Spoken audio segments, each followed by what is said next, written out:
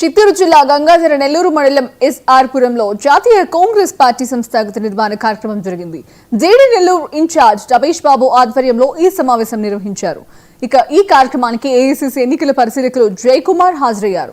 జిల్లా నుంచి రాష్ట్ర స్థాయి వరకు అధ్యక్షుల మార్పు చేయాలన్న అధిష్టానం ఆదేశాలతో చిత్తూరు జిల్లా అధ్యక్షుల పరిశీలనకు తాను బాధ్యత తీసుకుంటున్నట్టు తెలిపారు. ప్రజామోదం ఉన్న వారికే అధ్యక్ష పదవిని తాను అప్పగిస్తామన్నారు.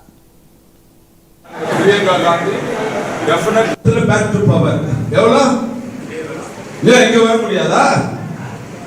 2 வருஷத்துல அகில இந்திய அளவுல ஒருத்தரால மறுபடியும் பதவிக்கு வர முடியாது என்றால் இங்க இருக்கிற ஒரு மாநிலத்தில் அதை நாம் செய்து காட்ட முடியாதா?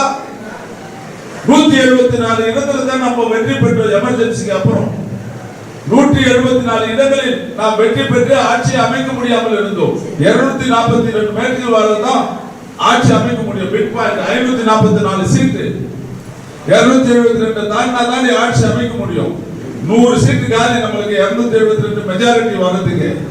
ஆனால் அதை 1.5 ஆண்டுகளிலே அதை மாற்றி இந்திரா தான் இந்தியா, இந்தியா தான் இந்திரா என்று சொல்லுகின்ற அளவுக்கு மீண்டும் டெல்லியிலே ஆட்சியை கொண்டு வந்தவர் இந்திரா காந்தி அம்மையார் என்பதை இங்கே சுணங்கி போயிருக்கின்ற, சுருங்கி போயிருக்கின்ற, வருத்தத்தோடு உட்கார்ந்து கொண்டிருக்கின்ற இந்த கட்சியிலே நாம் இருந்து என்ன பயன் என்று நினைத்துக் கொண்டிருக்கின்ற இந்த கட்சி மீண்டும் ஆட்சிக்கு வருமா வராதா என்று ஓரமாக நின்று பார்த்துக் கொண்டிருக்கின்ற சகோதரர்கள் சொல்லிருக்கிறேன். நீ நினைத்தால் முடிக்க முடியாதது ஒன்றுமே கிடையாது.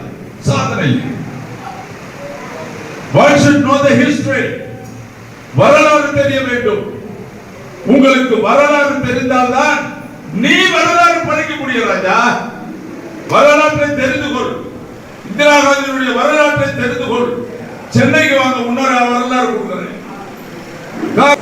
ஆனா முதல் ஒருவாட்டி காங்கிரஸ் பார்ட்டி இந்த తెలంగాణ இந்த டிவியேஷன் பண்ண பிறகு వైఎస్ఆర్ ಪಾರ್ಟಿ ಜಗನ್ಮೋಹನ್ ರೆಡ್ಡಿ వచ్చే వరకు நம்ம மக்கள் எல்லாம் காங்கிரஸ் பார்ட்டி மக்கள் எல்லாம் ಅವರು తిరుపతి కూட்டு పోయిட்டாరు. వైఎస్ఆర్ పార్టీని వచ్చారు. వైఎస్ఆర్ వైఎస్ రాజశేఖర రెడ్డి కలిగేస్తారు. యువజన శ్రామిక రైతును వచ్చిட்டு వైఎస్ రాజశేఖర బొమ్మ వచ్చిட்டு ఏమార్చుతారు மக்களே. మీరెల్లా ఇది నమ్మను, మీరందరూ నమ్మాలి. ఎందుకంటే వైఎస్ఆర్ పార్టీ వచ్చి కేవలం జగన్మోహన్ రెడ్డి పార్టీ, కాంగ్రెస్ పార్టీ కాదు. ఎందుకంటే వైఎస్ఆర్ అంటే వైఎస్ రాజశేఖర రెడ్డి కాదు. మీరు ప్రతి ఒక్కరు గమనించాలి. యువజన శ్రామిక రైతు పార్టీ జగన్మోహన్ రెడ్డిది. అయితే వైఎస్ రాజశేఖర రెడ్డి బొమ్మ పెట్టి మనల్ని ఏమార్చి అడ్డదారులు తీసుకెళ్ళినటువంటి మహానుభావుడు వైఎస్ఆర్ పార్టీ అధినేత. ఆ రకంగా మనల్ని మభ్యపెట్టినారు కాబట్టి ఈ రోజు కాంగ్రెస్ పార్టీ ఇక్కడ భూస్థాపితమైంది.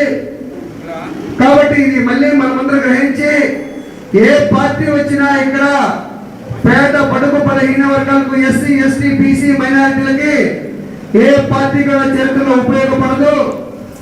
మనకు ఒకే ఒక పార్టీ కాంగ్రెస్ పార్టీ.